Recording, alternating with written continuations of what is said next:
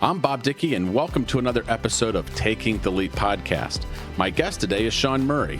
Sean is the president and CEO of Advocate Printing and Publishing in Nova Scotia, Canada. Sean is in the Atlantic CEOs Hall of Fame and was celebrated as one of Canada's 40 under 40 entrepreneurs. And he also received the prestigious Queen's Golden Jubilee Medal. His resume is filled with leadership and philanthropic roles too numerous to mention. He is a graduate of Pictou Academy and St. Mary's University, and he also graduated from Harvard Business School Executive Program. He is the chair of the Young Presidents Organization Atlantic Canada and is a director of YPO Canada. I think this conversation will be fascinating and informative, so let's jump right in. Sean, I just want to say thank you so much for taking time today to be with us on this podcast. I've been waiting for you to do this. We've been able to make our agendas work. And is it warm up there in Canada right now, or is it pretty cold? Well, that's a lot of questions, Bob. Very pleased to be here and great to be seeing you on Zoom.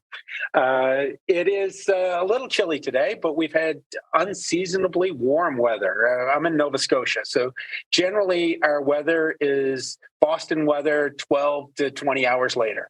So if you're seeing what's happening in New England, we're just getting it a little later than them and a little chillier.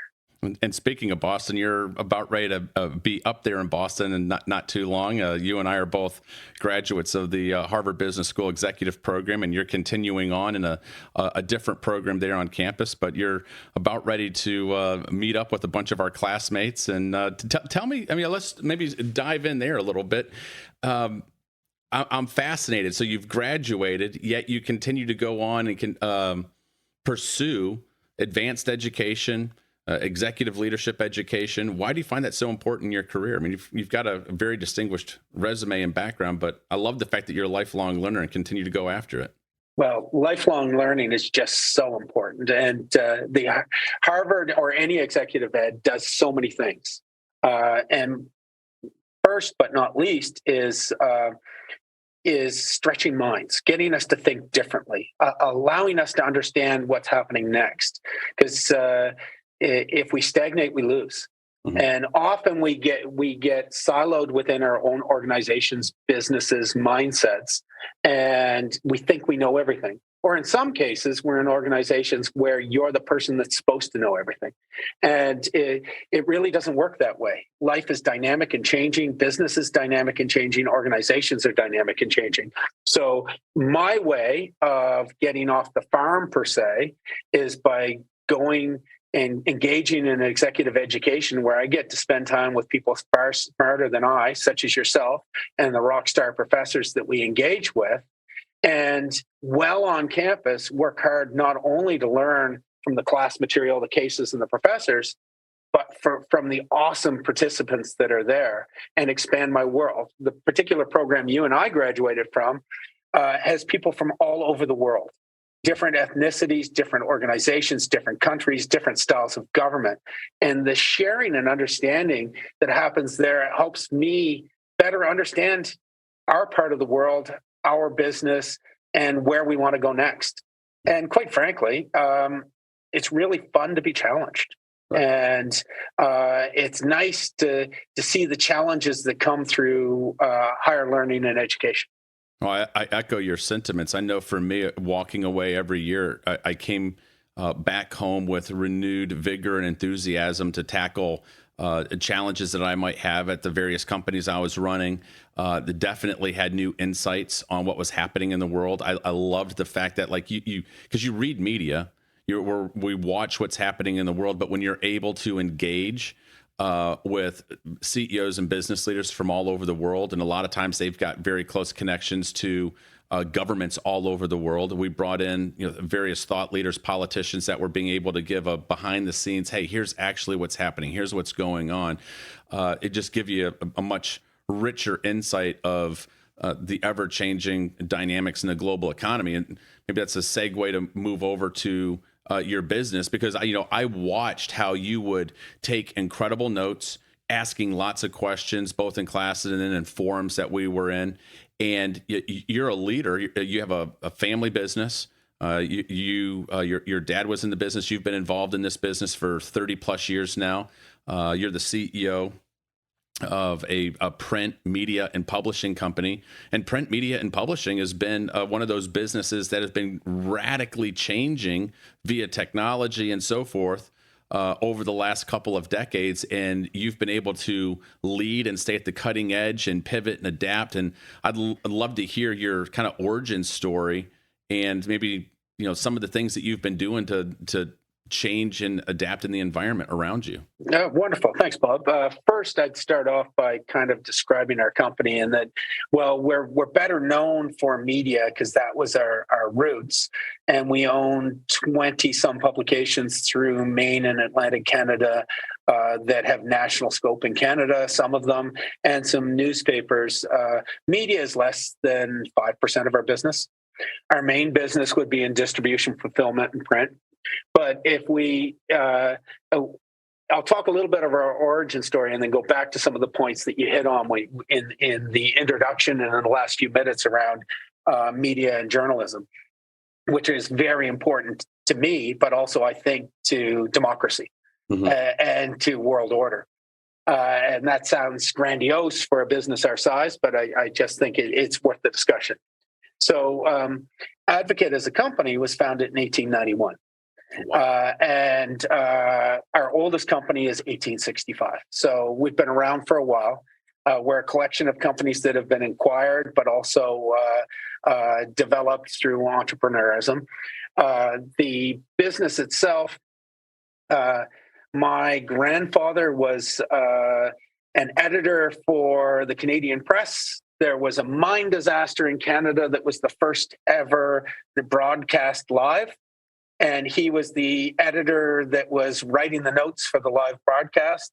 And the owner of this small newspaper that was the Advocate at the time saw what he was doing, liked it, so actually left in his will after not knowing him that the business should be offered to him on his death if he was to pass away. And he passed away and the business was offered to my grandfather. He ended up buying it. Fast forward a few years, it's still a very small business. My father's considering university options and other things. That he was one of 10 children. There were financial constraints when it came to university and other things. My dad made a decision to use those funds to support other things in the family and to go into the family business after talking to his parents. Unfortunately, a couple of years later, his father passed away of a heart attack at work. And it was determined that he didn't go to university, couldn't run the business, and it was sold. So it went outside of the family. Again, still a very small business. It went through several owners. He went from sweeping the floors to doing some sales, to doing some management, eventually bought a little bit, and then a little bit more, and then a little bit more. When I started working in the business, just because it was cheaper than babysitting, I think that, doing odd things around at a very young age, there was one majority owner and a few small owners. Eventually, that majority owner retired, and there were 4 equal partners. Again, still a small business. I went to university. By the time I graduated university, it was down to 2 partners, my father and another partner at 50% each. Came back from university, had planned to do my MBA LLB, was thinking about that track, had applied, was accepted to several schools, came to work in the business, and it was having some challenges at the time. So I deferred and stuck around. We made some big bets, investing in some things that scared my father's partner a little bit. So I had the opportunity to buy him out. So we really took it to become a family business when I bought shares from my father's partner. And I had no money and was earning very little. So we did it over time. It was so many dollars a year. And so it was an earnout? Was that basically an earnout? Yeah. It would be what we considered an earnout now, but wasn't really on earnout metrics because it was a set price. It was just on a payment schedule. Today, it would have been designed as an earnout if I knew more and had a little bit more education at the time. But luckily, we grew the business about 20x between the time I purchased in 1994 till the time my father passed away in 2004. So at that time, 20x in 10 years. That's amazing. yeah. So we went from about 40 employees to well over 400, almost 500 at the time, with strong revenues, and things were going well. My father happened to pass away again at a heart attack at work, so I should make sure that I go see the doctor, because I don't need that happening a third time. One of the great lessons learned at that time, when I became the sole owner of the business after buying it from my mother or his estate, the remaining shares, I learned a lot of succession planning. A lot of succession planning lessons. And one of those main lessons was, at the time he passed away, he had a signed deal to sell the business to me on his desk. I hadn't signed it. He had, because he had offered to, he was, in my mind, asking too little for the business, and I was negotiating to pay more. I know, a strange deal, but family businesses. Right. I ended up paying significantly more, but that created problems with the family, because the assumption was that if I paid more, it was worth even more. And that led to many challenges and court battles, or at least lawyer battles, not court battles, over a period of time. So I strongly recommend everybody to take, it's in business, or even every individual, to take a strong look at their will, their succession, and how things are going to be dealt with, because you want it dealt with on your terms, not on other terms, and not arbitrated in the courts. So at that time, it became my business, and we worked to grow it even more and professionalize it, and manage some of the deferred maintenance. And so what I don't know, and you can probably see from my resume that I've been on some family and chaired some family business and regional enterprise boards and other things. I don't know if I'm first, second, or third generation family business. And in some ways, I think I'm third, but due to the gaps and the changes, it's possible that I'm second or first. When I come to the side of our business that is media, and I talked about democracy. It's amazing to me when you talked about how you get a view on the world when you go to places such as Harvard to learn. What amazed me going to places like that is how filtered my news is when I think we're in a democratic country that is relatively open here in Canada, to see the differing perspectives and the difference in reality. And what we're seeing today, on a community level right through an international level, is that cutbacks in journalism, and as journalism has been crowdsourced or democratized, that we're seeing much less research. Power is not being challenged as much unless it's with agendas. And there's a question of whether, without strong journalism and strong media, unbiased journalism and unbiased media, how can we have democracy survive? Because because if we're just going to have polarized views with people making up or managing facts to support those views within micro echo chambers, it's going to be really hard to get commonality and alignment. And I mean that at every level. That might be at the town council level and the local development level, all the way through to such important things as who gets to lead your country or what your foreign policy looks like. One only needs to read differing publications or tune into differing podcasts or TV programs to understand how the same subject can be seen so differently by different people. And no longer do we see many organizations that have the resources and the funds to develop true journalism with true unbiased opinion when it comes to what's going on. And if we have that world that seems to be agenda-based and slanted, how do we get the quality information that we need to be able to move forward and have true leadership? Absolutely important questions. And one of the things that you highlighted here a second ago is how do we get unbiased media? And my initial maybe question back to you, do you think it's possible to have unbiased media?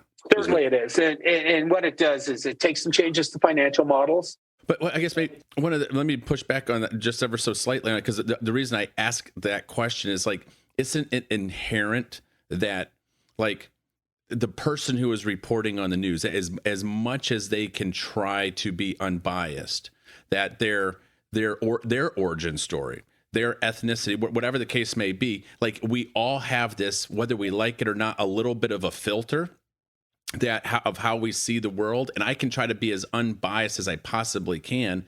But the reality is, I was born into a white middle class Christian family. I live in the South. You know, my socioeconomic background right now, it sort of gives me some lenses and frameworks in which I see the world, even if I try to remove those. But I still have that in me a little bit, right? And so when I go to Harvard with you, and then I get to like see the way you view the world as a Canadian, and then we talk with our friends from, like as you stated earlier, different religions, different backgrounds, different countries. And it's like, wow, it's so rich, because you're seeing how every single person can see the exact same situation through a different lens.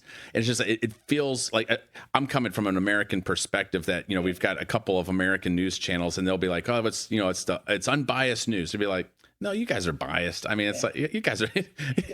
Yeah, that's so true. But what it usually takes is a strong editor, strong publisher. So a strong organization that is willing to resource and finance differing opinions. Yeah. So you're right. Everybody comes with bias. But if we can present both biases or multiple biases, then it's up to the individual consuming it to form their own opinions. But I'm not suggesting that past media wasn't agenda-based either. Right. Because certainly there were robber baron publishers that were forcing agendas 100 years ago as well. Right. It's just, how do we get quality information? And how does media and journalism survive when so much is crowdsourced today? And when 82% of digital advertising belongs to Facebook and Google? So the economic models become challenging. Right. And so that's the sort of thing people are grappling with today, along with ideas around copyright and the ownership of intellectual property. Excuse me. So the challenge is that quite often anybody trying to monetize journalism today has it spread over Facebook and other media sources almost immediately. So it means we get to pay for the content, but then it is being broadcast by somebody else and they're selling ads around it. So it's interesting that as a printer as well, if I produce a book for you and never read it, it gets automatically put on the press. The press sets itself up. The pages come off the end. It gets bound into a book and shipped out. Nobody ever reads a letter in it. I'm still liable for any copyright infringement within it, but internet platforms are not. Yeah. And there has to be some of those inequities fixed so that authors such as yourself can protect your own intellectual property without having it broadcast, without ability to compensate for it.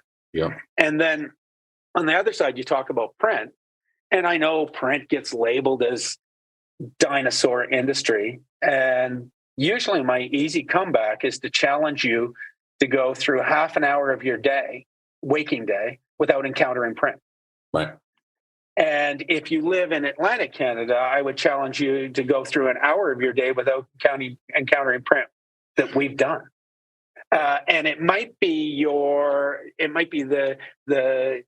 COVID distance sticker on the floor of your local retail operation. It might be the vehicle graphics on a vehicle that drives by. It's not just your newspaper. It financial reports, magazines, but it's also your library of books. It's much of what we encounter today is printed or etched. So in our organization, we do signage, we do laser etching, we do vehicle graphics, we do boxes and packages. We do printed material, financial reports, magazines, your retail flyers or circulars that would give you your deals on your doorstep, through the gamut of what are more graphics products than print products. Because when people talk about print, they think of your standard Sunday newspaper and or Time magazine. And the business models for them are broken, because unless they're going to invest heavily in opinion and well-researched topics and journalism, much of what they can report on has been reported on already. Right. Or at least is out there already. There was a time that you picked up your newspaper to get the stock market reports and the sports scores. Right. Well, that's real time. So they need to find what the next thing is to grab people's attention. And I think the next thing in many of those areas, unfortunately, goes counter to the democratization of journalism that we just discussed, is communities of interest. Right. And that's what's winning. And that's why we're seeing a polarization, is because people love to listen to people that think like them. Yeah. And by listening to people that think like them, they end up in an echo chamber that keeps reinforcing some of their ideas. Right. And that's why sometimes you can talk to people, very intelligent people, and really not understand why they think certain ways about certain things. It's not because they're bad. It's not because there's anything wrong with them. It's generally because they are consuming information that reinforces those thoughts consistently. And there's so much here to unpack. I want to talk about what's happening in media, get your insight on that. And I also want to talk about how you have made changes to your business, because, so here I'm assuming that many of the lines of business that you're in today, those were not things that your father was in 20, 30 years ago, but you've probably been looking at, you've made pivots, you've adapted, you've changed, you've been moving to where there was opportunity in the print, the publishing, the media business. And I'd love to learn in your journey, is you're also going to Harvard, and you are learning about what's happening with technology and search and Google, all the various things that were catalysts for massive change in the world. And you're taking those learnings back and saying, hey guys, let's adapt our business. Let's change our business. I want to come back into media a little bit later and talk about some of those changes. But tell me, because you rattled off a whole bunch of different things that you're involved in, and how did you make those pivots? How did you see the opportunity? And just like any other business, you have to set your goals and your vision and understand what you want to be great at, and what you can't service well, and what you should try to avoid. And our business started with basic roots as a community newspaper, grew into printing newspapers, and then grew into printing flyers for retail organizations. In the time that I've been involved, we've stretched past that. But just like any other business, you have to look at your environment. And our environment at the time was full of major multinational competitors that weren't serving clients well and weren't building deep relationships, and small players. So we felt that there was an opportunity to beat those big multinational competitors by being human, by being community-based, by caring. And by trying to make sure that the client's success was more important than our success. Oh, I love it. And as such, our clients led us. To a large extent, they were coming to us and saying, why not? Why don't you? Can you? Mm-hmm. Coming to us first with opportunity, which then allowed us to build capacity. And we added additional product lines and then additional services, and we're first at many things within our industry, like first video studios and commercial photography studios and creative agencies within our market or segment, because our clients needed those services and trusted us. So that when they came to us for advice, we looked to create it. as we built, we actually ended up buying the facilities or the businesses of all of those major competitors. So none of them are left in our market in Atlantic Canada. And when we did that, we grew to say that if we care about community, we care about business, and we're willing to actively listen and adapt to what our clients need, then our growth strategy should be a geographic aggregation strategy. How do we own this market within our geography? How do we grow? And we looked hard at the Atlantic Canadian market, which is 4 provinces and not that many people, and a couple of million people, and how we could best service it, because there's a wide geography and a diversity of needs. And by doing so, we got really good at distribution. How do we reach the markets quickly? We built one facility on the corner of an airport so that we could be next to the couriers in order to send things quickly. We engaged sales teams that spoke the right languages and were in the right locations to be able to talk to clients. And that strategy worked very well for us until we woke up one day and realized that we're better than a 50% market share. So then we need additional diversification and market expansion. And that's where, working with one of our partners, we had the opportunity to move into areas such as, move more significantly into areas such as signage and in-store marketing and retail support, because they had a need, and there was an opportunity that came up first for a partnership, and then for us to take over and own one of the larger signage reprographics facilities in the region, that then brings you into so many more things. So you realize then, well, if you're going to do support of retail operations, and when I mean retail support, it might be all the signs, the cash that you see within a grocery store, a pharmacy, a car dealership. If it's printed in there, or a sticker on the door, or a sign, or something on a vehicle, or that request to donate to a local charity at the cash register, and many of these organizations we've done it. And what that then leads you to is needing to become more of a consultant, because not everything is standardized. And how do you work with these businesses to make sure that they're servicing themselves well? And in our case, to a large extent, what that meant was capabilities mapping, or understanding what each individual location requires, and building our own database. And what that then grew into, and made an awful lot of sense, is to be able to provide those services online. So now there are many quick service restaurants, retail chains, where their franchisees are ordering product, whether it be your pizza menu or your sign outside, or any of the collateral within the organization. The franchisee thinks that they're ordering it from their master franchisor, but they're actually ordering it from us. They just go and log on to their own website, and the product comes from us. But we can only do that if we understand and have properly mapped that particular client to understand the various needs and the various levels of their organization, who can order what value is available to them. But by doing that, eventually you end up that you often know your client better than they do. And you become indispensable, because they don't necessarily know how you're differentiating and properly servicing, and not creating wastage when you're dealing with their own franchisees or corporate stores.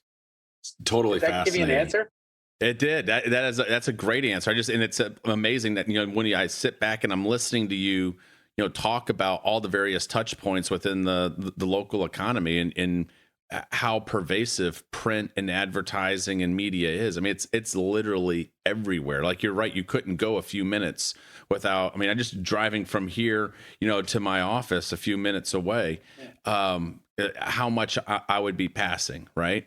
And whether it's a billboard, or whether it's what's etched on or printed on your coffee cup, or your menu, or your napkin, or your it is absolutely pervasive and everywhere. The key, though, is, and I'm sorry for cutting you off, Bob. The key is that it's changing.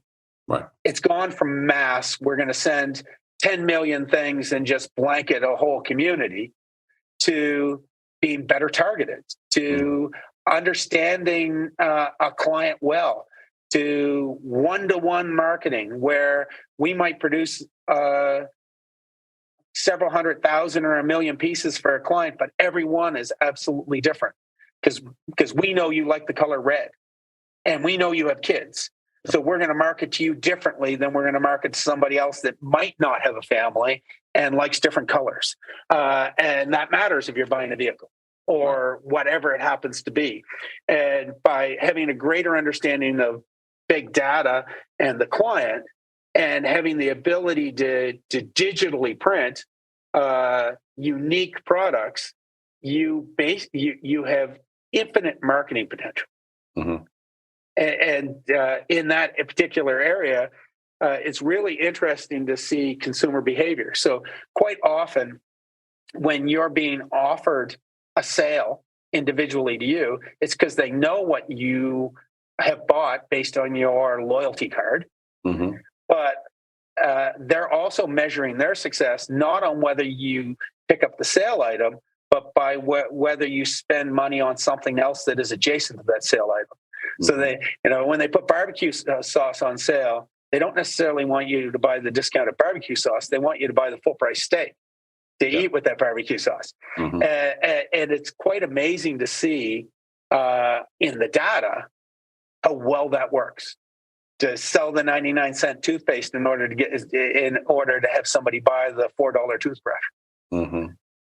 I happen to be in retail pharmacy there, but it works across the board, whether that happens to be the options you're buying on your vehicle, or where you're eating out, or how you buy and consume your banking services, or whatever it happens to be, or how you invest. Right. It's really interesting to see how data is being used to influence us. Well, I remember in our program, we heard the quote multiple times that data is basically the oil of the new economy. And it reminds me of just, how much technology is changing everything, and how right now you're using technology to change your business, to get deep, deep, deep into the data, to understand your customer, to understand the buying habits and patterns, help businesses that you're working with be able to mine that, use that. If you think back, during the time in our program, are there particular cases that you can reflect on and say, this one right here gave me an insight that I took back and it helped me radically change my business, or see or think about the world completely differently? Are there favorite cases that you can remember off the top of your head? This will be my 13th year, and with 16 to 18 cases a year, there are just so many. Mm-hmm. But the one that probably struck me the most was Frances Frei, with the way she charted the client, how the client prioritized things, and how well you service them. Mm-hmm. And basically, what Frances is customer delight, right? Wasn't it something to do with customer delight? Yeah. Mm-hmm. Basically, what she wanted you to do is, yes, exactly, create customer delight, but by deciding what to be bad at. And that if you're great at all things, you're unlikely to be profitable and unlikely to satisfy your clients. But if you choose to be absolutely fantastic at what your clients want, mm-hmm. and choose to be bad at what your clients don't prioritize, mm-hmm. You can build a truly great organization. And most people think that if somebody asks for something, you need to be all things to all people. And we still hear it often in our organization. Well, somebody complained about something, or somebody wants something, so we need to change the way we're doing things. No, I mean, there are certain things that, great organizations choose to be bad at. Mercedes-Benz is bad at price, but they're great at other things. Right. And, Walmart chooses not to be a luxury brand. Mhm. And they're really bad at delivering that, but they're really great at delivering other things. And so that was a true learning, especially for a business in a smaller market that was listening to clients and felt we needed to listen to every whim of the client and try to service it. Because if you have a client and they're like, hey, I need this, the gut reaction is, absolutely, how can we serve you? How can we help you? And it's so painful to say no. You don't want to say no. I don't want to disappoint. You know, if I say no, are they going to go to my competitor and they're going to do it for them? But you have to, right? If you say yes to everything, by default, you are going to be at best average. You're probably going to be pretty horrible, right? Yeah, exactly. So we've always engaged, and I'm sure you have as well, in the art of the possible, right? Everything's possible. And we need to be able to make that happen for our clients. But we've really come down to the idea that everything's possible, but some things are extremely expensive.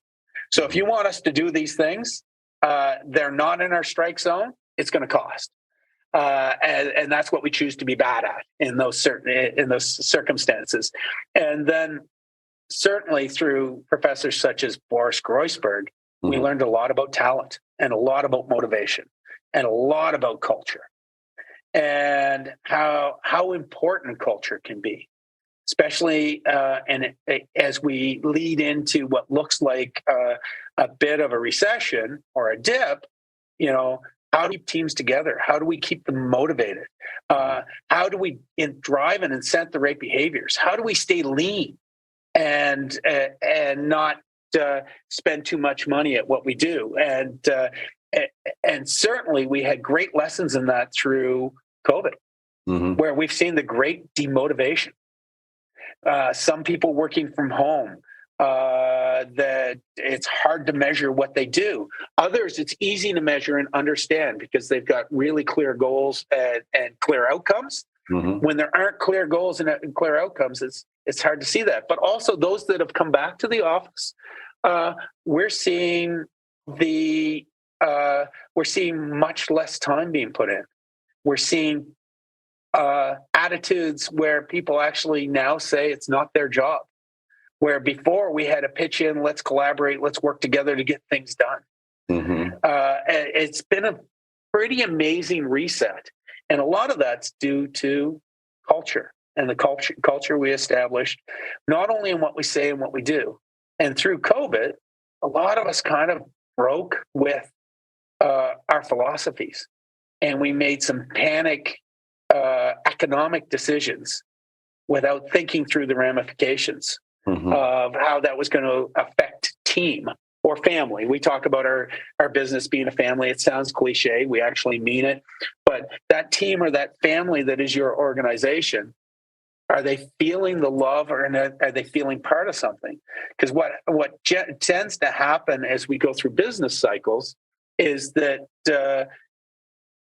we hit downturns and we make economic decisions and we incent people to do things differently that might be counter to your philosophy. So we really need to think through, and that Borris talks a lot about it, and other professors, Ranjay Gulati, talk a lot about how can we make sure that we remain true to ourselves while we hit these cycles, and how do we build teams and culture that understand times can be tough, but they're still all working together towards something. And I think it's one of the greatest challenges we see today is we see the help wanted signs out everywhere. We see people that have chosen to, hang up their skates and stop participating in the job market. We've seen those that, it's been dubbed quiet quitting, but those that have dialed back and don't want to work as hard. And we've seen organizations that are crunched to find labor that actually need more people to do the same amount of work post-COVID.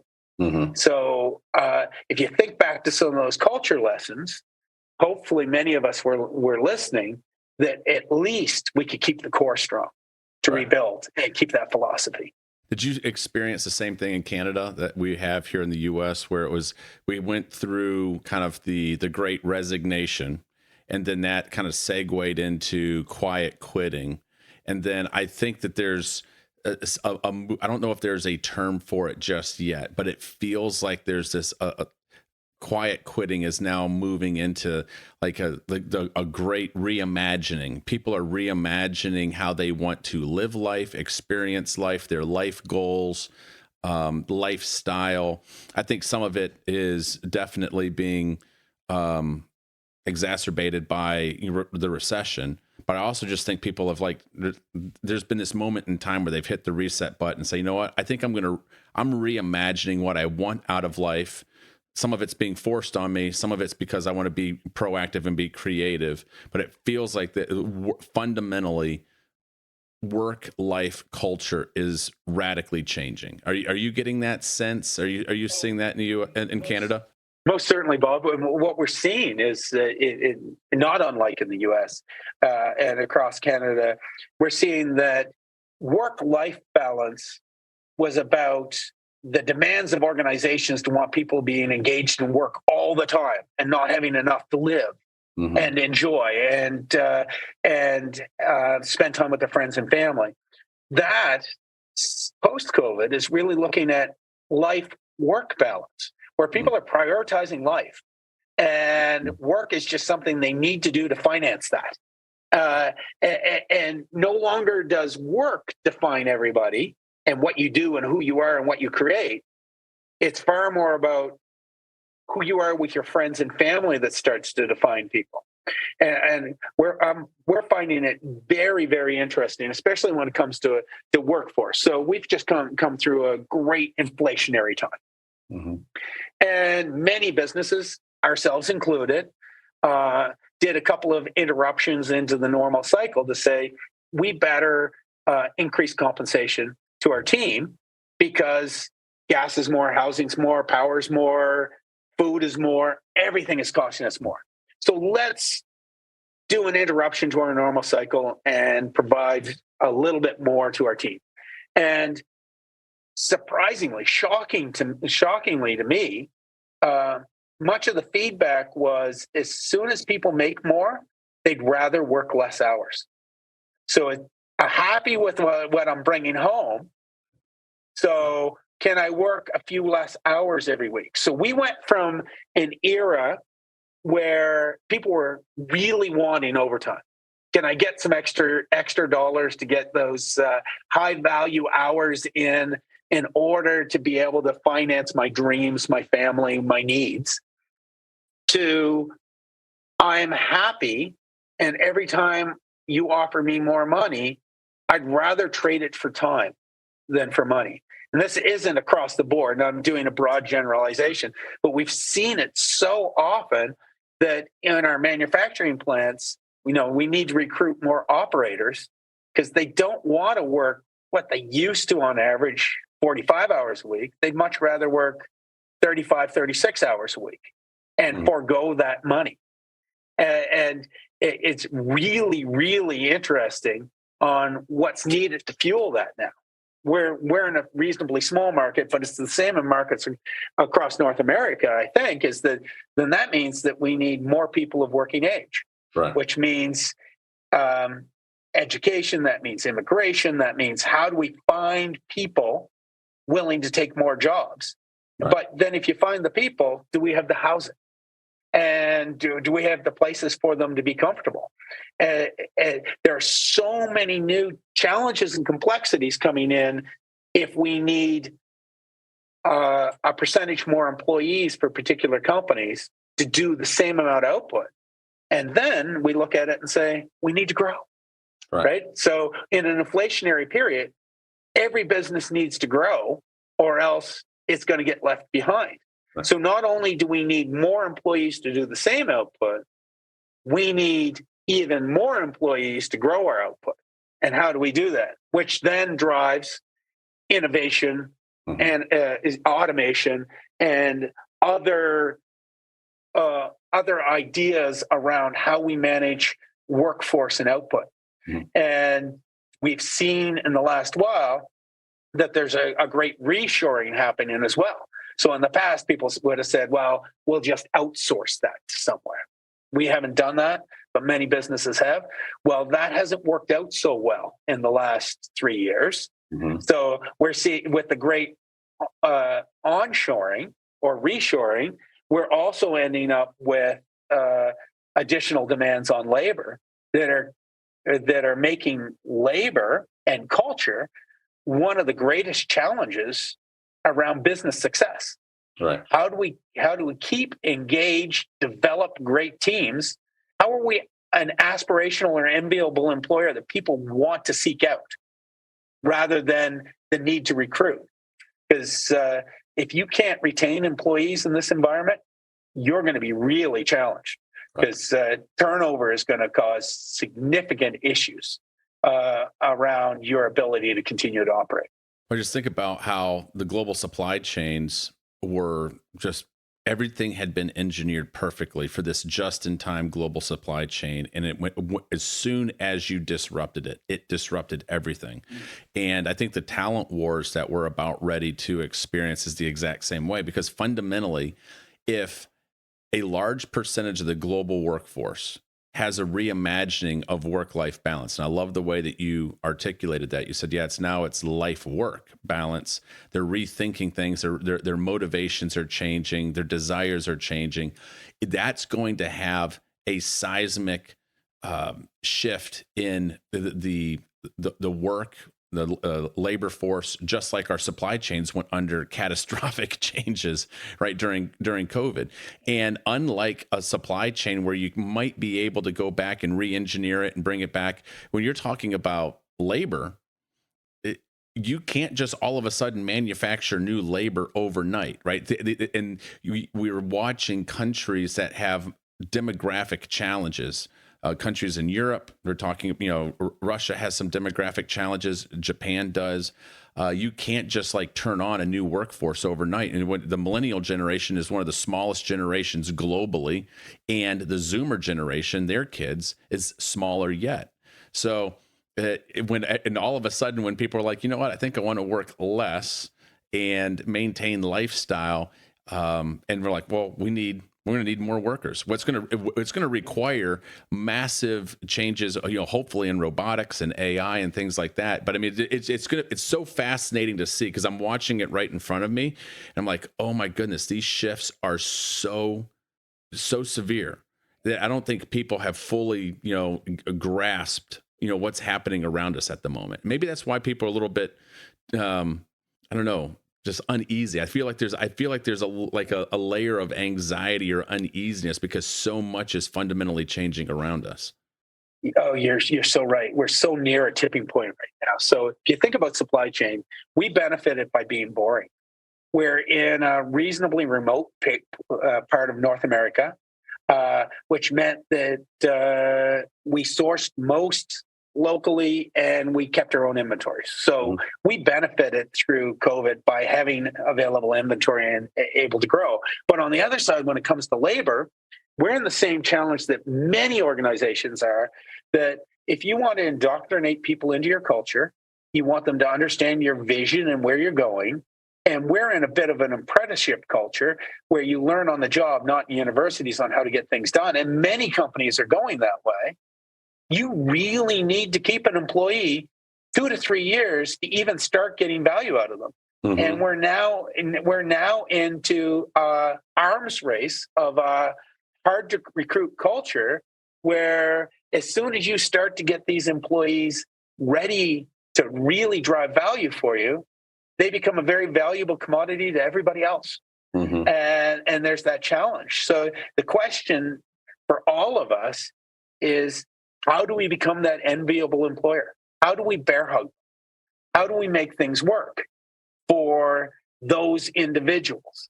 And what we've seen recently is that senior management employees are now starting to be very choosy about where they go.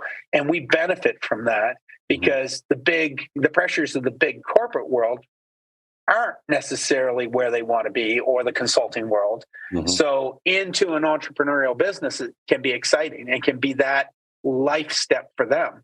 But when it comes to your true operators, production employees, people thinking making things happen day to day, they have very transferable skills.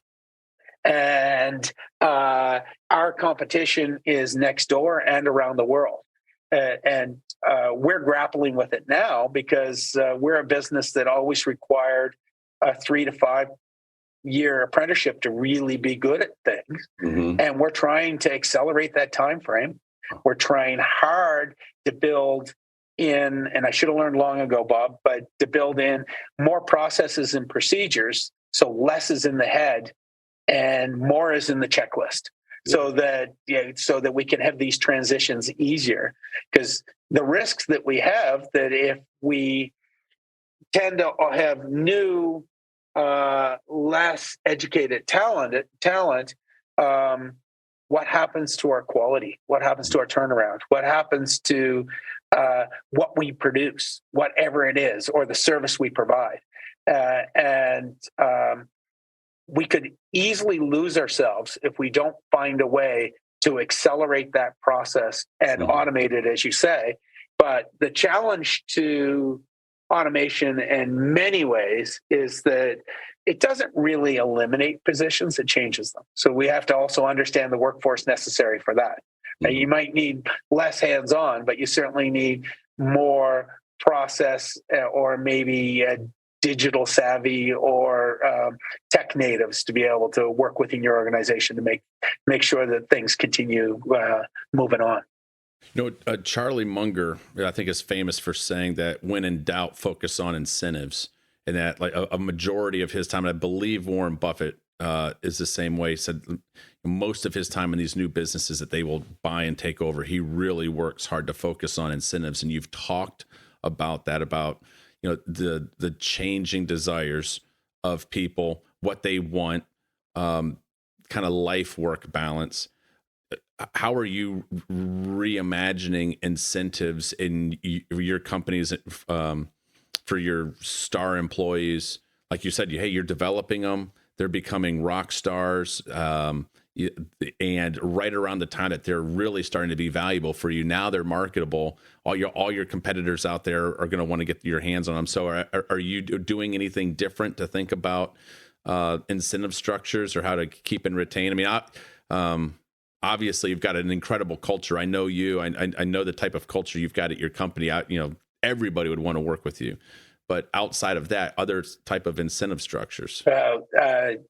Thank you for that compliment, Bob. But understanding that we're in a business that isn't seen as sexy until you're in it. So there are certainly challenges to how you attract and retain, and incentives are important, but they're not always financial. Mm-hmm. We find that flexibility matters. Understanding that people have families matters, and that there's a need to coach that sport and to pitch in and help, or to pick kids up at school or not. So moving to some core hours matters, to go to flexibility and allow people to virtually commute by times. Awesome. Or work in the office if they want to work in the office. All of that is really important. So we've had some success recently attracting people from major consulting firms. And what we realize is in that world, it's an always-on environment that's high pressure, and they have very little flexibility for their families and for those they love and those around them. So by providing flexibility and perhaps having them log a few less air miles and hotel nights, we've managed to attract some exceptional talent that otherwise we wouldn't have been able to in a financial arms race. Mm-hmm. Now, when it comes to financial incentives, you have to be so careful, because they can be gamed so easily. And often we incent the wrong behaviors. Mm-hmm. So we need to make sure that philosophy, goals, and financial incentives are aligned as much as possible, and then understand they're often qualitative as well. But if they're going to be qualitative, what kind of metrics and guardrails can we put around that? And then I click to the next biggest incentive to me, which is purpose and community. Mm-hmm. How do we develop? And then certainly Ranjay Gulati has a recent book on deep purpose. Yep. But how do we make sure that people are aligned in that purpose and willing to move forward. So we as an organization are very community oriented, and we believe that we will not be strong, and the businesses we serve will not be strong if our communities aren't strong. So that is the philanthropy you referred to earlier, but it's also about engagement and engagement employees and what they believe in. And if we can create an internal community that they like their coworkers and they want to be with them, and they're in a collaborative sharing environment where they're not just sitting in their cubicle all day, perhaps we can be a fun place to work, because we will, as an entrepreneurial organization, never win the financial arms race when it comes to the global marketplace for whoever might pay $1 more for somebody to work with them. Right. But we certainly can be better aligned with your values and make you feel proud when you go to the PTA meeting and realize that the company helped make your child's education a little bit better. Or to think about in the community local impact and how you might be participating in that, rather than just being a cog in a larger organization. And to that, I say, we're not doing a great job of it, but we need to continue as organizations across the board to let people know why they matter. Right. Because there are some jobs out there that just aren't great jobs, that are repetitive jobs, and often the people doing them don't understand how important they are to the ecosystem, the organization, the clients, why what they're doing matters. And through a few case studies, through a few thank you notes, through some pats on the back, they can realize as well that, it doesn't matter how great we do a project. If it's not distributed properly, it fails. Right. Or if there's something out of order or done improperly or not quite right, it fails. So every individual team member matters. And I don't think through the rising tide of the economy over the last 10 years, we've spent much time reaching into the organization and telling people why we matter. They matter. We've spent an awful lot of time telling them what they need to do, and that they need to be a little faster, and that they need to produce a little bit more, and that they need to work harder for us. We optimize for efficiency, but not for purpose and meaning. Yeah, and I also believe that we need to work hard to cross-train and build generalists. Mm-hmm. So if we dead end people in a dead end job, we're not going to succeed, and they're not going to succeed. But if we can get them to develop past that and do multiple jobs, then they understand their coworkers, but also understand that when they're doing maybe the less desirable jobs, that they're important, and still have time within their career to have challenges and other opportunities and other interactions, rather than staying in that particular position. And I say that whether it's a management or an administrative job or a production job or wherever it is, it really matters to kind of look up every once in a while and participate, see, maybe understand what your coworkers are doing. Yep. And being able to do it. Well, I've got a question here for you on this topic, right? We're familiar with Maslow's hierarchy of needs, right?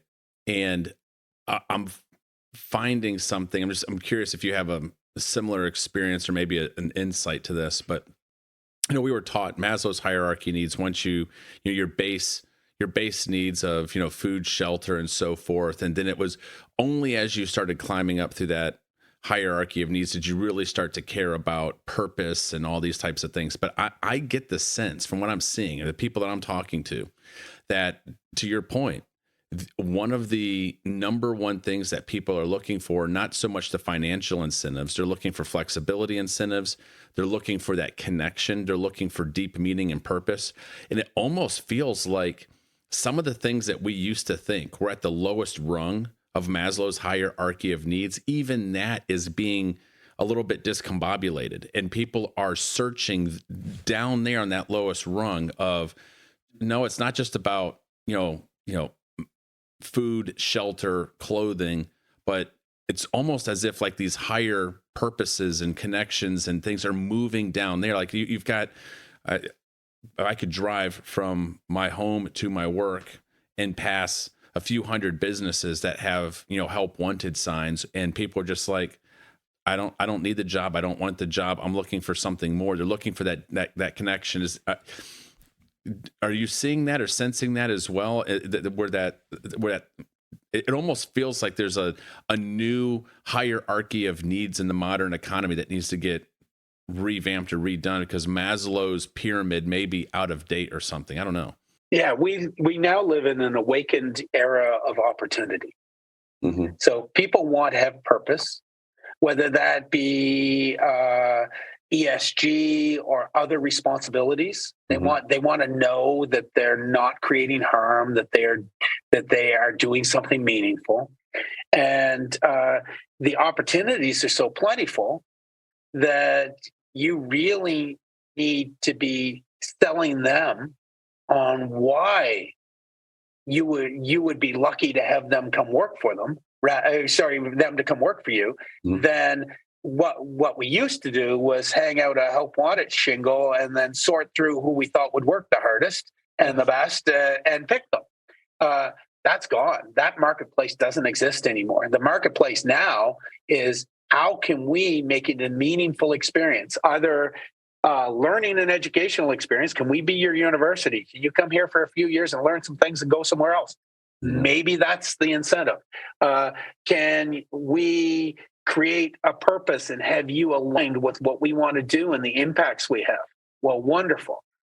So I agree with you completely that it's no longer like the bases of Maslow's hierarchy are ticked off already. People can find a job that will pay the bills or most of the bills. People can get those basics. It comes to impact, purpose, and meaning. And I don't fully understand them yet because it seems to be very quickly moving and different for everybody. So we've realized as an organization, like we do production, but some people are comfortable with 3-day work weeks, so they work 12 hours. And some people are comfortable with 4-day, and some people want something different, and some people want half days, and some people want core hours.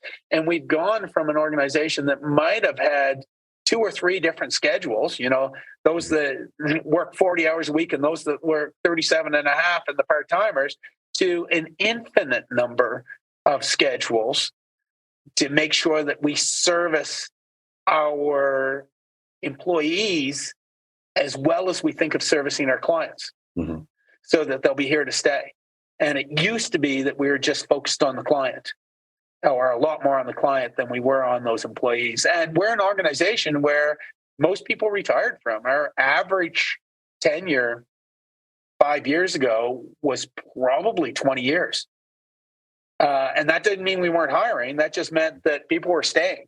Right. And since COVID, we've seen that great reset that you talked about, where many people chose to slow down, retire, or exit. And as we onboard new people, there isn't as much stickiness there yet. And the challenge that we're running into, and that I think we need to think deeply about, is how can we become stickier faster? I know if somebody's with us 3 years, they're probably staying for their career. But how can I make that 18 months? Yeah. Or how can we realign our business thinking so that it doesn't have to be a career, and that we can meet the ebbs and flows of the business market and understand that a career might be in 3-year slots now instead of in 20-year slots. And it is for many, many, many people. We just happen to be in a part of the world where up until very recently, people still sought careers. Right. What do you think are some of the key important skills for young people to be acquiring and having in their tool belt today in this new global economy and everything that's going on around us? Didn't Robert Dickie write a book on this? I did. It may be dated by a couple of years now, but what does Sean Murray see? I think it comes to the soft skills first. The ante to the game is having the qualifications you need or the education you need to be able to get noticed or enter an organization. But when I talk to my kids and my kids' friends today, I talk an awful lot about them really thinking about what they want to do and where they want to be. And it's always a trade-off between finances and their ideal lifestyle. But to think about it, because many people that just choose the money misstep, and many people that just choose the passion misstep. So there has to be those trade-offs and those thoughts about it. But if we get past that, it's so much about the soft skills. It's about personality. It's about engagement. It's about active listening. It's about how do you build that network and how do you make sure that you're relevant in a conversation? Because if all you do is perform a task, you can be automated or somebody else can perform that task. If you add true value, conversation, ideas, and innovation, no matter if you're a lawyer, a doctor, a teacher, a manufacturing floor employee, an analyst, an administrative person, you will drive value and be valued by your organization for a very long time. And I also talk to young people as much as possible to think about being either entrepreneurs or intrapreneurs. Entrepreneurs easy. Entrepreneur is where you try to monetize ideas and work with people.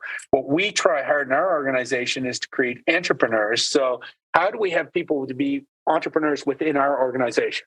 If we're going to take care of the boring stuff, the HR, the accounting, the stuff that you don't want, the bill collecting, are you able to be a true entrepreneur and think and grow and plan within an organization? If so, you are going to be an extremely valued individual wherever you go. Because if you just conform, you will be average. And many people don't come out desiring to be average, understanding that obviously there are many people below and many people above. But to me, we should all be aspiring to be something greater than average. And I know that pulls the mean up, but if we get our kids to think about engaging differently, innovating, adding value, and to pull out an old cliche, thinking a little bit outside the box, we can get them thinking with purpose first for the organizations that they are driving rather than themselves. And what I try to do in community and when discussing in business as well is how do we change the conversation from a me economy to a we economy? How do we change it from, and that happens to be a book that was in Canada, but I think about it slightly differently, how do we have people stop thinking about themselves first and thinking about what they want to be part of and what they can grow collaboratively and collectively. And if we can get people thinking past that, think about how it changes our politics and changes our communities and changes how we engage, right? If it's about the greater good, I think businesses in an industry, and you'll see from my resume that I've been involved in many industries and associations, that we're far better off with a stronger industry rather than just a stronger company within a poor industry. We're far better off in a stronger community than just, being the successful organization in that poorer community or that community that has major needs. So if we can get people thinking about we, that matters if you're in an organization, because it's not just about stepping on toes to get noticed. It's about trying to raise the organization up. It matters in your club, your community, your association, because it's about collectively trying to make things better rather than just grab the limelight for yourself. And it matters, it matters in your classroom setting or wherever you happen to be. It's that how do we together make things greater rather than just trying to advance as an individual. Oh, such a great statement. There's certainly a movement in that direction. We need more of it and quicker. Wow. I have so many more questions to ask you, but I know our time is short. One of the things that I would love people to be able to hear from you is in your entrepreneurial journey. You talked about just a second ago the difference between an intrapreneur and an entrepreneur. I would imagine that on your entrepreneurial journey, things weren't always rosy. Things weren't always perfect. There's been obstacles. There's been challenges. What are some of the key personality traits you think that you need to have as an entrepreneur to be able to, navigate a lot of times of the ambiguity, stress, anxiety? I mean, it's the entrepreneurial journey is different from the employee mindset of 9 to 5, right? There's the old adage of the employee contract. I want to come in 9 to 5. I punch the clock. I'm going to be told what to do. And there's a sense of safety and security in that. When you're an entrepreneur, man, it feels like everything is on your shoulders. It's a very different mindset. It's a different lifestyle. What have you learned in your journey as an entrepreneur? And for people who are wanting to maybe go down that path, how would you motivate and inspire them? I've learned through so many mistakes, Bob, along the way. But certainly you need to start with passion, vision, and purpose. What do you really want to achieve? And do you have the passion and vision to be able to do it? And if so, then it's about risk appetite.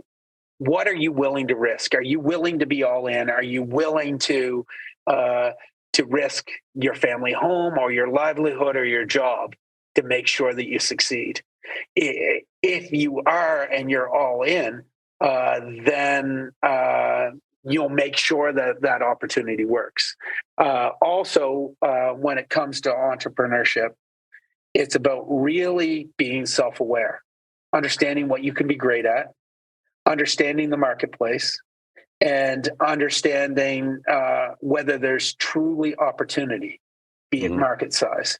Where I've failed in the past many times is being a little bit too optimistic, trusting too much in team, and not knowing when to cut the losses. And when I tend to be incredibly loyal, so loyal to ideas, to people, to suppliers, to clients. So often in the past, what we've done is we've stayed in too long and fueled losses, and mistakes happen. What you have to recognize is that we should try to fail faster.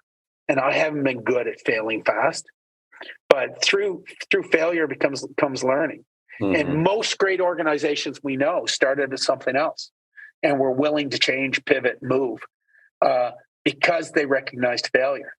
And that would be probably the greatest issue I've had over time, is being so invested in an idea, not willing to pivot and trying to go all in and continue to fuel those areas.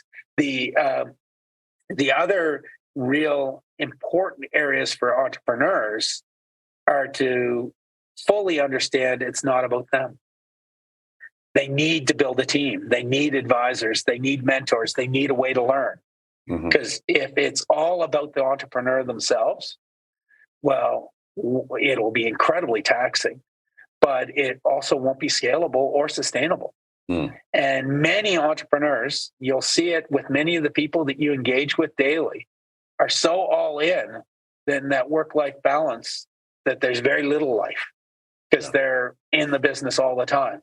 So how do you create that team, share that wealth? How do you build an organization that can work without you, but can continue with your passion and vision towards some lofty goal? If you think about in your life, many of the companies that you really value, enjoy, engage with, they're not necessarily in easy sectors. They just happen to have a vision or passion for their product that is different than others. And you engage in it for that reason. So as an entrepreneur, it always helps to start with reasonable financing, but so much more from there is about mindset. Right. Are you willing to share the limelight? Are you willing to take risks, but know when the risk has gone too far? And are you self-aware enough and have the vision to understand the market opportunity? And if that market opportunity changes, are you willing to change with it? And if you do that, I think you can make money in the hardest industries. And many of them do. Oh my gosh, Amazon started as book selling. I can't imagine a more difficult industry to make money than that. Yeah, for sure. They're slightly different today. Yeah, just a bit. I mean, it reminds me of your business being slightly different today than it was back in the 1860s when the first brands were founded, and you've been just like Bezos and just like Jobs and just like these other entrepreneurs. You've been encouraging people today to be self-aware, to be willing to adapt, to be willing to pivot, to go to use a hockey term, since you're a Canadian, you love hockey. Wayne Gretzky's famous for saying, "I skated to where the puck was going to be." And you certainly have done that in your career with your businesses, and found an incredible opportunity. So I appreciate all the words of wisdom you're sharing with us today, and all the various businesses that you're involved in and how you've been able to bring that over time is just a testament to that. Do you have any book recommendations that you would leave with people? I mean, anybody who's been following our conversations, you've already had a couple from various professors that you and I are big fans of, but any other books that on your journey you're like, wow, this was a game changer for me? Many of the books. Certainly the Deep Purpose with Ranjay is one that mattered recently. Mm-hmm. And there's a couple I've gotten for Christmas that I haven't had a chance to read yet, but one I really want to read is Zelensky's new book on leadership. And I've got it on my nightstand, but I haven't read it yet. But certainly where I really like to live when it comes to books is in some of those business strategy books that help bring me out of my current mindset and stretch me further.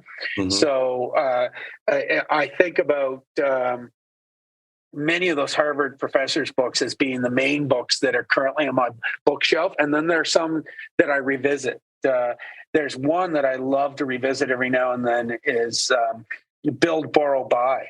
So we're a company that built organically for years and then built through acquisition, but never spent a lot of time on the borrow side, where it was about how you perhaps work collaboratively with others, or how you might borrow some ideas when it comes to your success rather than just M&A or organic growth. And it's a great reminder.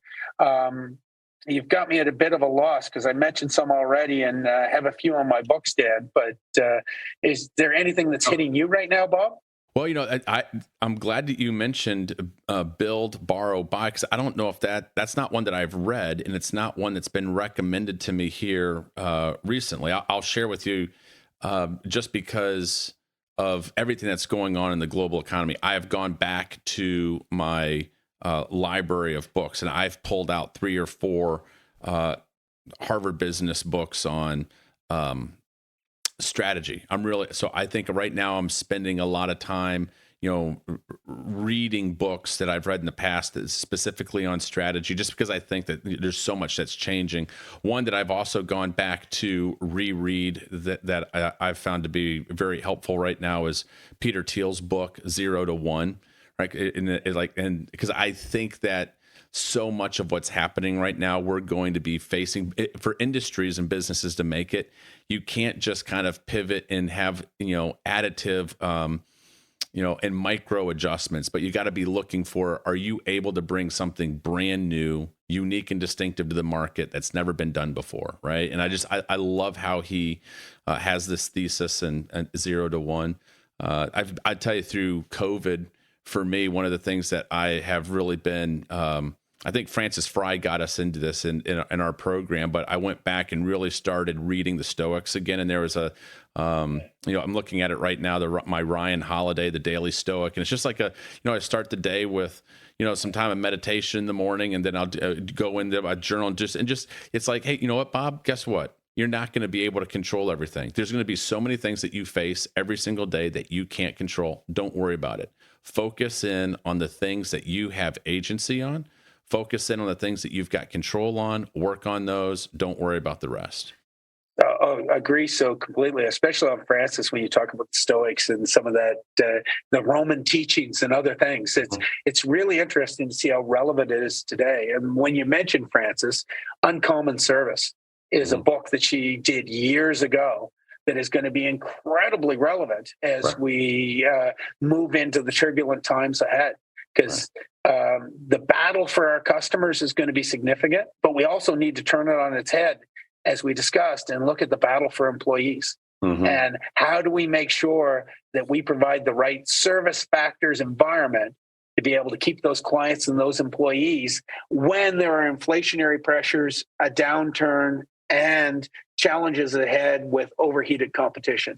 And I just think that there are so many great learnings that are timeless in some of these books that are now a few years old. It's funny that anybody that I know that I have a great deal of respect for, that has accomplished a lot in life, regardless whether it's in business or in other aspects of life, but they are always voracious readers. And so it's one of the things I know about you. Anytime that we've gotten together, you've got a laundry list of books that you're going through. You're a voracious reader, and like we highlighted earlier, a lifelong learner.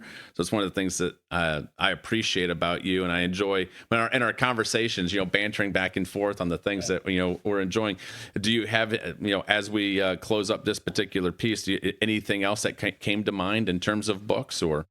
Not right now. I mean, I've got a pile of them on my bedstead to read, but right now, Bob, actually, I'm deep in Harvard cases. I bet you are. Yes, that's all your stuff. So I tell you what, why don't you send me once we finish, if you have any ideas, or you go back to the house and you see a book or two that you're reading that you would be a good recommendation, let me know. I'll put it in the show notes. Yeah, I'll certainly send it to you. You can put it in the show notes. I'll try to look at some of the Canadian ones that might not be as well known in the U.S. as well, because certainly there's some different perspectives.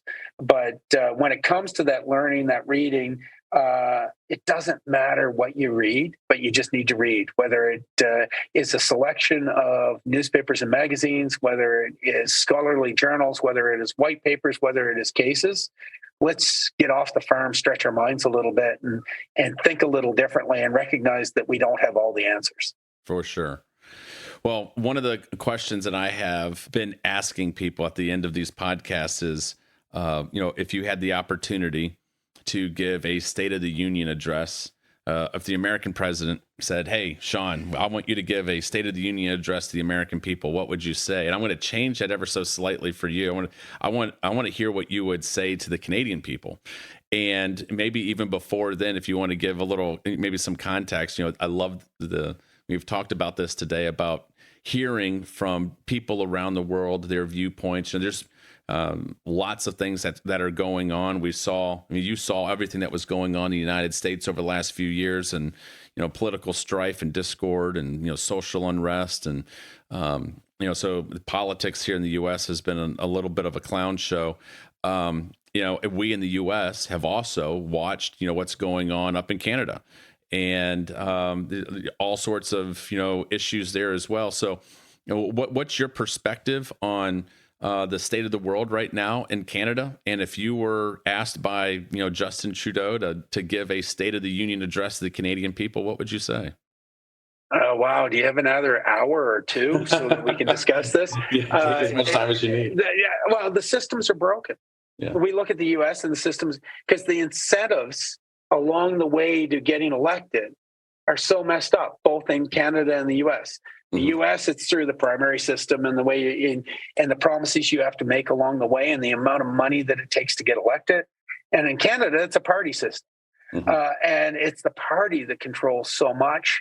And you end up with so much control in one seat that is the prime minister, which means that you need to have, not unlike the U.S., these polarized issues. And it doesn't matter what one party wants, whether it's good for the country or not, you have to be against it because they want it. And we live in this strange world where we talk about, being out for we being better than me. The hunger for power has people trying so hard to get noticed that they're supporting points that they don't even really believe in just because they're bad for the other person. So if you're thinking about a State of the Union, I would be spending so much time and probably getting fired by my party immediately by trying to seek commonality. Because there are so many things that we can agree on within this country and so many challenges, but we work so hard to make them partisan. We work so hard to try to get noticed by the TV cameras that we don't spend any time thinking about what really matters, because healthcare matters, housing matters, right? Socioeconomic challenges within our countries truly matter. And I think there's commonality on all parties that they matter and something needs to be done. And we need to find a way that we can, in the US, it would be considered bipartisan. There are more than two parties in Canada, but we need to be able to figure out a way to cross those proverbial aisles to understand what we're willing to support collectively. And it's been a real challenge in Canada and the US in many ways. And in the US, the divide seems to be a little bit more visibly greater, but in Canada, it's there. And in Canada right now, there's strong leadership from the left that is infuriating the right, but it tends to be more in rhetoric than it is in reality. What we do is we speak like we're going in one direction, but the actions tend to be different. And I had a good friend that was deputy prime minister at one point. And he said, when in opposition, that you need to set your hair on fire and do cartwheels down the aisles in order to get noticed. And I think we've got an awful lot of politicians today setting their hair on fire and doing cartwheels simply to get noticed, not to make things better, not to lead a point. And so if you gave me the podium, one, I'd get fired day two because parties like to be in power and stay elected. But if I could, I would try to find commonality. Let's solve the problems that we can agree on. But nobody wants to agree on anything because it gives a little power to somebody else. So true. Well, I mean, here in the U.S. recently, you were probably watching, and I was watching on C-SPAN as Congress was electing the Speaker of the House. And, that went through 15, 16 different votes, right, to finally get it done. And I was always under the assumption that great politicians, at least the ones that I'd always respected through history, great politicians understood what was going on, and you're trying to work through a very diverse group of people, find common ground. You're being a peacemaker, you're being a negotiator, but you're trying to bring a group of people together to say, hey, we may not all have the same idea on all these things, but we've got to figure out how to make an agenda, move a government forward, make decisions, right? And that was, being a peacemaker and being a negotiator was, two probably pretty key aspects of a good politician. And I noticed as I was watching C-SPAN what was going on here in the U.S., and I noticed a politician that was looked and appeared to be trying to be a peacemaker, trying to be a negotiator, trying to get, bring all of this to resolution. And, I've met this individual multiple times. I know him quite well. And I happened to, I sent him an email, and also then on his Facebook page, he was talking after the fact, hey, we finally got this done, And I made a comment on there, say, hey, I really appreciated your leadership. I could see that you were, trying to be a peacemaker, negotiator, and bring this together. And man, I tell you what, I got skewered for it. It's because people don't want peacemakers. They don't want a negotiator. They don't want someone trying to find common ground. They wanted someone in there throwing haymakers and Molotov cocktails and, burn the thing to the ground. I was like, oh my gosh, this is such a clown show. Yeah, there's so many haters. I agree completely, and far be it from me to comment on American politics because I don't fully understand it. But watching from afar, it amazed me that when the points of view were so hardened within the Republican Party, why there wasn't a reach across the aisle to figure out a solution with the Democratic Party, and at least agree on some agenda items that we can both can support in order to get things going, and then figure out down the road how long-term leadership is going to be achieved. Because it seemed to me that, and I might be wrong, but it was just a power grab from a few. Yeah. And if you fuel that, which we did, is like, we don't negotiate with terrorists and we don't accept ultimatums. It's certainly from afar, and the way it was broadcast here and reported here looked like they gave in to ultimatums rather than a true compromise in order to be able to get that done. And I don't know, but I would like to hope that it's about true common ground and the betterment of the American people. Or in Canada, when we make decisions, I hope it's for the betterment of the Canadian people rather than just the next news headline or power. Well, anytime I have a conversation with someone who feels like all is lost and just very disenfranchised with what they're seeing in media, I tell you, one of the things that give me so much hope for the future and a new generation of leaders is what I experienced and continue to experience with you and our friends, our classmates, and in our program at HBS, and the fact that so many people from all across the world, different backgrounds, ethnicities, religion, so many differences can come together in a room. And yes, there's differences, but we've always found that there's way more commonality between all of us. And this intense desire to ask questions first, make statements second, and to learn and grow. And we love each other, we respect each other. And, it's just like, I'm always kind of hopeful and prayerful that it's like, we need leadership like this. And we need to get these polar opposite leaders that are, kind of somehow find their way into political power around the globe and figure out a way, like a new generation of leadership needs to be born, like you, who is a peacemaker, a negotiator, a lifelong learner, trying to find common ground, trying to lead with dignity and grace. And like you said in your talk, thinking first about we as opposed to me. We've got too many politicians who are thinking about me. And so I'm hopeful, Sean. I've always been prayerful that you're a guy that would rise to political power there in Canada, and it's be able to serve your country. And I know we've got so many friends around the world that are thinking of the same thing in their homesteads.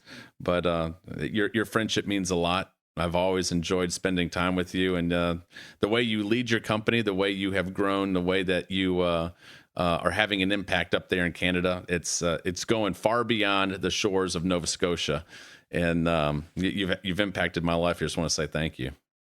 Well, come visit, Bob. I plan on it. It's been on my list of places to come see, and so absolutely. And what's better? Is it better for me to come in the winter or come in the summer? I mean, no, come in the summer. Come for the weather. And to what you said, thank you so much. Realizing that we're just a small company in the eastern corner of Canada, but when you talk about our friends at Harvard, I think it's all about pretenses. That people come without pretenses and have real discussions. And it's amazing to me that whether they come from whatever regime they come from or whatever politics or whatever state of the world, it's far easier to find commonality there than you are through, say, a party system or the person next door that thinks differently. And so much of that, I think, comes to active listening. Are we truly willing to open our minds and listen to the other people down the street versus our willingness to engage with that new friend from around the world when we need to actively listen to truly understand where they come from. Well said. Well said. So with that, I guess we'll leave it here. And today's episode was engineered by Mitch White with graphic and marketing by Tristan Dickie. Special thanks to our guest, Sean Murray, for taking time to be with us. Make sure to subscribe on Apple Podcast, or if you're an Android user, check us out on Spotify or wherever you go to listen to your favorite pods. If you like the show, please share it with a friend and give us a review. This is always appreciated. Thank you for spending time with us today, and we look forward to being back next week with another exciting interview with another leader, entrepreneur, or someone who is doing amazing things in the world.